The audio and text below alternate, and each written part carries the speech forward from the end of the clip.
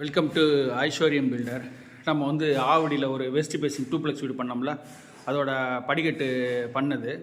இங்கே வந்து காமதேனு வச்சு ஒரு மாடு ஒரு சிமெண்ட்டில் பண்ணியிருக்கோம், சொத வேலை.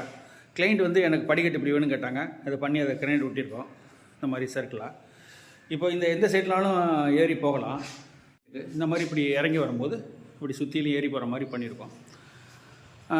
அதே மாதிரி கிச்சனில் பார்த்தீங்கன்னாக்கா நம்ம சென்டரில் விண்டோஸ் வைக்காமல் ரெண்டு சைடும் விண்டோஸ் வச்சுருக்கோம். அதாவது ஏர் சர்க்குலேஷன் வென்டிலேஷன் வர பண்ணியிருக்கோம். சென்டரில் சிம்னி வச்சுக்கலாம், அந்த மாதிரி அமைப்பு பண்ணியிருக்கோம். கிளைண்ட்டுக்கு நல்லா ஒரு ஸ்பேசியஸான ஓப்பன் கிச்சன் மாதிரி கொடுத்துருக்கோம். அதே மாதிரி இந்த படிக்கட்டு பார்க்குறீங்க. அதே மாதிரி இப்போ படிக்கட்டை மேலே ஏறி வரும்போது இப்படி பார்க்கலாம். அடுத்து வந்து மேலே ஏறி வர்றோம். இங்கே வந்து இப்போ பாலுக்கண்டியில் சாறுப்பொடி போட்டுக்கிட்டுருக்கோம் கிளைண்ட்டுக்கு. அது மாதிரி பார்த்தீங்கன்னாக்கா அவங்களுக்கு மாஸ்டர் பெட்ரூமில் வந்து எல்லாம் ஒரு பே விண்டோ மாதிரி கான்செப்ட் கொடுத்துருக்கோம்.